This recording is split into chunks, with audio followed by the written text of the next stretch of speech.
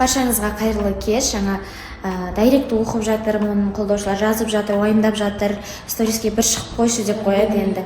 Себебі ойымдап жатыр ғой, бірдеңке болып қала ма деп. Құдай сақтасын, ештеңке болған жоқ, барлығы дұрыс.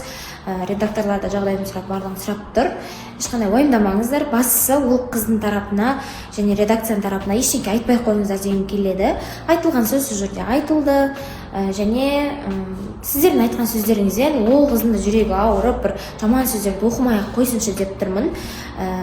Мен өзім кейде болған сондай моменттер, біреулердің бір қолдаушылары, сауатсыз адамдар болады, неше түрлі адамдар болады ғой, типа қолдаушылары жаман сөздер жазып жібереді, байыбына жетпей жатып деген сияқты ше.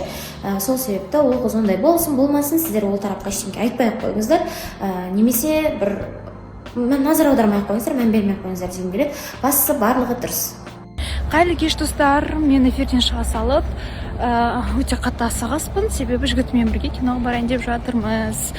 Деп айтқым келеді, бірақ жігітім жоқ. Білем. Бірақ киноға қатты барғым келіп тұр. Бір айтатын адаммен. Сол маған үміткер болып келдіңіздер. Мен түсінбеймін, неге менде үміткер жоқ. Мүлдем түсінбеймін, неге мен сияқты қызда үміткер жоқ. Қазіргі жігіттер жалпы өте тәрбиелі, инабатты бала, пысық қыздарды қадірлемейтін заман болып кетті ма, мен білмеймін. Сол үшін үміткер болып келіңіздер. Сіз ойланам дегенше басқа жігіт келіп жол алып кетуі мүмкін. Сол үшін қорықпай, батылдық жинап үміткер болып келіңіздер. Қайырлы кеш достар. Мен доставкаларымды алып қазір үйге қарай қайтып бара жатырмын.